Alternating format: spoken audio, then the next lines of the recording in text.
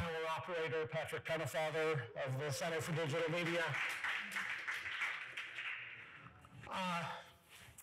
One other shout out I'd just like to, because with Shige here and hopefully with me here, the law school is well represented. I do want to acknowledge the presence of Megan Coyle, who got the highest mark in video game law last semester. And it's great that she's here, and she's a wonderful resource and a wonderful mind. Just a follow-up to Professor Rockwell this morning. He mentioned the excavated Atari ET games and said, oh, they're probably on eBay somewhere. And indeed, they are on eBay. $500 if you want them. And there you go. I'm also indebted to Professor Rockwell because I'm going to be dealing with some challenging subjects, and I was trying to figure out whether I would be able to get across a certain core idea, which we will come to. And Professor Rockwell, I think, has done a lot of the heavy lifting to make that task easier, and that will make sense in time. I'm going to be talking about modding, and the context is going to be a cross-cultural one, in that I'm also indebted to Atsuro Nakayama for what he just said in terms of what is the appropriate way of merging Western and Eastern cultures. Now, he was talking about that in a gameplay modality, and I'm going to be talking about it in a legal modality. So the Western view of mods, I could have picked out any article you want, but this is one from last week. And this is an article in The Guardian about Super Mario 64 and mod culture, and an individual who is taking Super Mario 64 and out of passion and love and not for money is creating a high-def version of it. You know, I was asked for comments, and I gave the usual mealy-mouthed Western answer. Yes, it's very likely infringing, and there have been some lawsuits, but the industry is increasingly seeing that modders carry a good message for them, and you know, it's very, very non-imaginative stuff. It's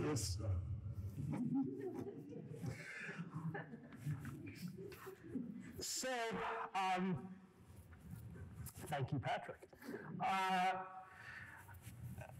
What is happening in the Western idiom is that video games today, increasingly in our Western viewpoint, seem to be less about what the developer intended and more about what the player does. And Minecraft is the obvious real and metaphoric example of that.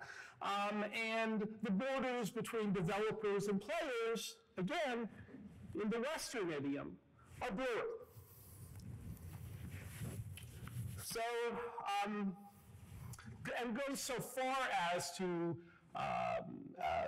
almost suggests that modding is a very strong positive, and indeed I have great legal and personal sympathy for that viewpoint. The legal question, though, is there a freedom to create? Is there a freedom to mod? And here, our Western conception runs into some pretty severe challenges. Even though we have sympathies for modding, we really emphasize the notion of property in intellectual property. And whether that's right or wrong, well-founded in law, well-founded in principle, I'll leave to the class that Megan took with me, but basically you'd have to sit through 12 or 13 weeks, I think, to get it fully, and hopefully she will confirm that. And the only footnote I'll add is that if you look at the Canadian Copyright Act, at no point does the word property appear in any context that remotely resembles intellectual property. And that's even true of the Copyright Modernization Act that was passed last year. So I had to get my dig in, it's done, I'll move on. What we do is in that property context, we work with fair dealing, fair use in the States, and we have a Supreme Court of Canada decision, set of decisions known as the Pentology 5 decisions, which really reinforce in a fair dealing context the notion of users' rights. And users' rights go so far as modding rights, quite possibly. What's interesting about the Supreme Court of Canada decision, and this becomes important when you're examining, and remember, we're talking about the Western idiom now. Fair dealing is a user's right, and the relevant perspective, this is Madam Justice Abella of the Supreme Court of Canada, is that of the user. So in our context, when we're looking at users' rights, the relevant perspective is not that of the developer. It's not that of the game company. It's that of the user. And so that's where, if you're going to find something akin to a right to create or a right to mod, you might find it. You also will explicitly find it in a provision of the Copyright Modernization Act that allows for non-commercial user-generated content in certain conditions, including, very importantly, not having a substantial adverse effect on the exploitation of an existing work.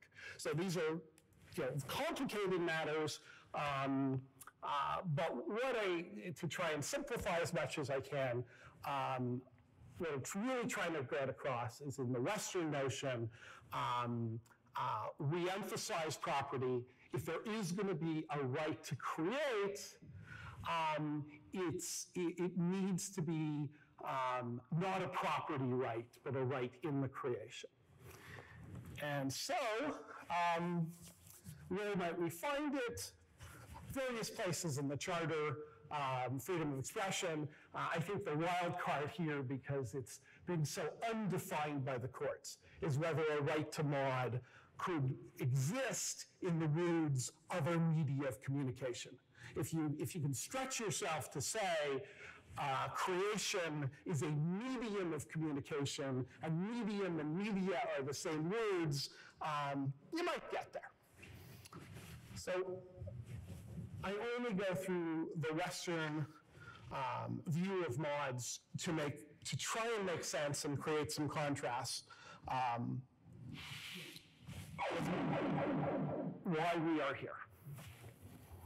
So these are difficult issues, and I'm not going to shy away from them, but hopefully you will see a happy ending to them. So this is from a couple of weeks ago, and one of the latest controversies, Dead or Alive 5, last round producer, concerned about the morality of modders. And similar story, perhaps even more evocatively titled, Dead or Alive maker asks modders to be good and moral with content. Now,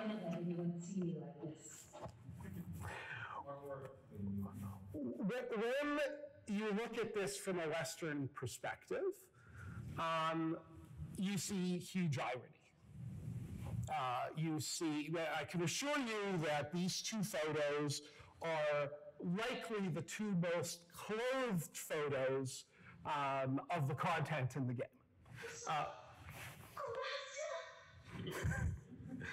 And so you can't ignore from a Western conception, the sexism, and the challenges around this sort of stuff.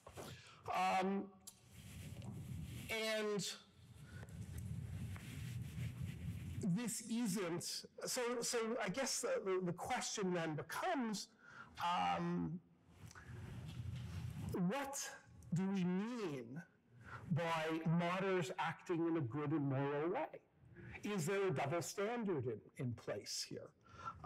Because from a Western perspective, it appears that way. So that's where I'm going to go, but let me go a little further before we get to some form of reconciliation. This is not the first time. This is from 2005, and this is, again, this was Dead or Alive Beach Volleyball 1 or Beach Volleyball 2.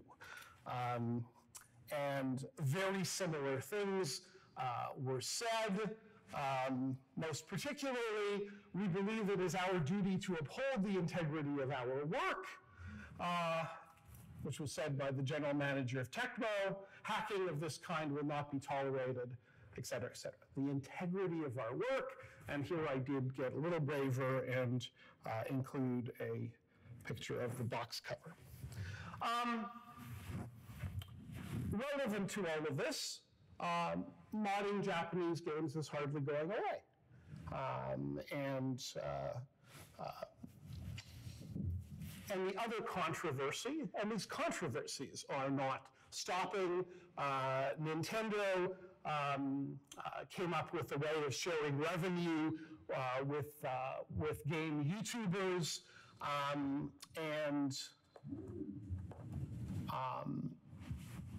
and they were criticized for it, and they had to clarify, and that controversy continues. So there's a very great deal of discomfort in Japanese game manufacturers around the modding of their games, and this is probably the most difficult and painful headline. Nintendo bricks Wii U consoles unless owners agree to do EULA, and the new EULA, of course, creates further restrictions on how the content can be used.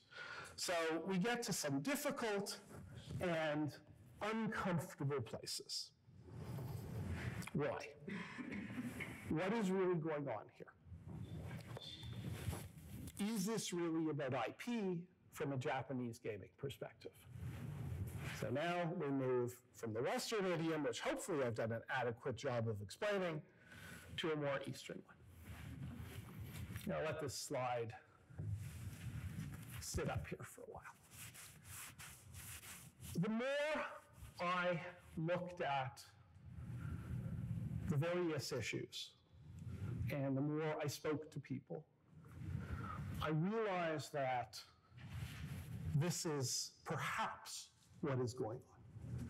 In the West, we look at modding in terms of a property right, and we then find a mitigating right, a user's right, a balancing right, to deal with the harshness of that notion of property. But when you look at the motivations behind DOA saying you have to act moral, doesn't mean the same thing we mean by moral in the West. Or is the difficulty with modding from a Japanese perspective a lack of respect for the creative effort and the creative work? I ask that as a question because it's a very challenging area that requires more research and more thought. So I want to open the discussion rather than make it as a definitive statement. But in my conversations and in my explorations of this, I'm suggesting that the roots of objections to mods are very different in the West and the East. And in the West, they are about property, And in the East, they are about respect and about quality and about effort. I'll also suggest to you that that thesis is not inconsistent. This is as far as I'm willing to go.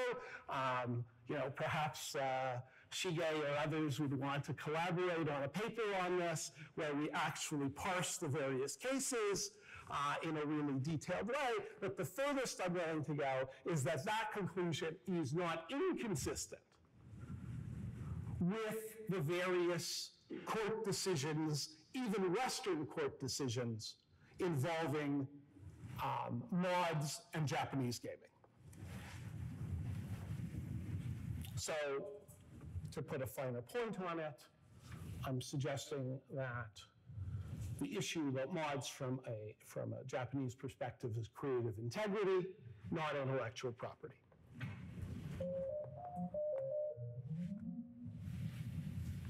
So, how do I illustrate this? How do I convince you that this is real? So this is something that really happened. This is a famous, and it's one of those cases that is too good to be true, but it is true. It's a case called Universal versus Nintendo, and it is quite literally King Kong versus Donkey Kong. 1985, United States Court of Appeal decision. And it is a morality case. This should be a movie. And Universal asserted property rights. Turns out, property rights they didn't have, or didn't really have. They over-asserted non-existent rights, and Nintendo defended, saying, we're just modding. There's a creative integrity to what we're doing. It's very different. And very rarely, if you can imagine, a US court, and I know most of you aren't lawyers, a US court awarding punitive damages in 1985 against an American company who had brought suit against a Japanese company. This is a very amazing piece of work. And the court said that an award of punitive damages was appropriate. Universal knew it did not have the trademark rights in King Kong, yet it proceeded to broadly assert such rights anyways. In other words, Universal/Hollywood was bullying Nintendo. And they kept on going, and it was a systematic campaign of asserting property rights they didn't have. And I guess the kicker is the last line. Universal's assertion in court were based not on any good faith belief in their truth, but on the mistaken belief that it could use the courts to turn a profit. Very much even using the courts in a property context to create profit for their properties. So how do we reconcile?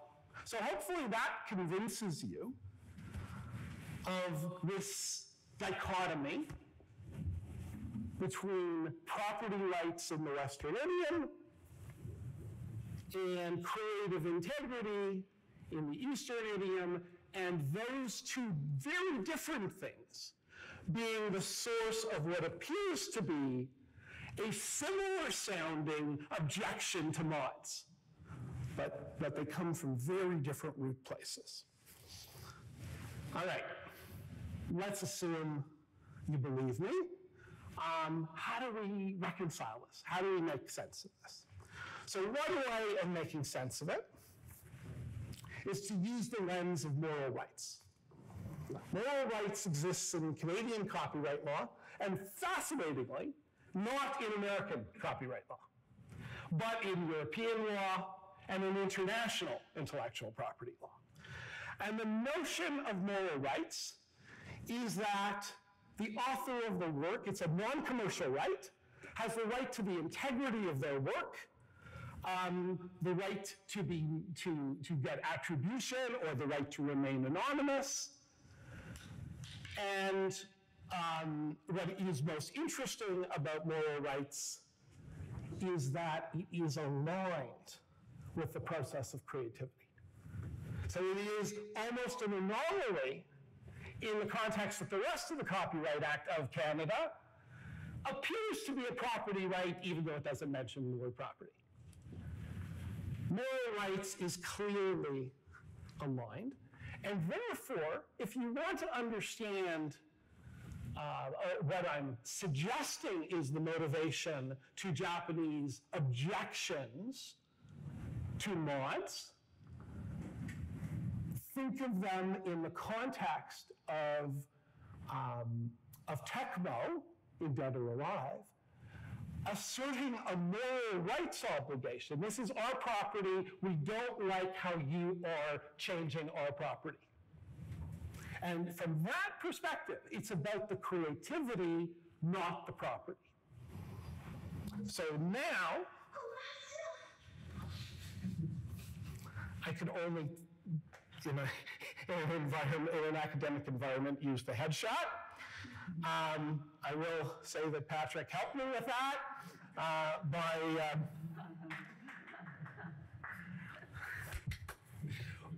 but there's a serious point here, a very serious point, and this is almost where I want to end. So this is a mod of Tecmo intellectual property, of the Tecmo copyright, and I reintroduce the divide. Is that a quality mod, or isn't it? And the Western and the Eastern idioms would be very different, because from a Western idiom, many of you would say, okay, we're introducing, we're taking the sexism out of it, or some of it anyways. And from an Eastern idiom, that was intentionally a pretty lousy representation of a dress that's ill-fitting and does nothing but do the cover-up. So there's a way of reconciling, but divisions remain. So this is almost my last slide. This is a quote that I found in the most obscure place possible, and I'm not going to describe where I got it. It has nothing to do with this subject or this panel. But I think this is a way we could reconcile. We cannot know how we should have acted, but we now know how we would have acted, but we now know how we should have acted. So whether you're approaching this and approaching the subject of mods from a Western perspective or an Eastern perspective, we know that mods aren't going away. We actually know what the right side of history is going to be here. And each developer on each side of the ocean is going to have to reconcile, and maybe, as Atsuro Nakayama suggested, although he was suggesting it from a creative perspective, maybe we can find a way of merging and coming up with a whole new way. And I know that is a hopelessly utopian version of events, but it makes this all the more poignant. And for those of you who don't know, I'm assuming we're all geeks, Leonard Nimoy passed away today, Mr. Spock. If you want to know more, if you're interested in the subject, the website for video game law at UBC is completely open, and when it's in session, which is in the fall, lots of great comments from our students. And this semester, also an open website, course called Legal Constraints on Digital Creativity that follows the creative process and the difficulties that norms and laws impose on creativity. I learned this a long time ago when it comes to presentation, and I want to thank Patrick.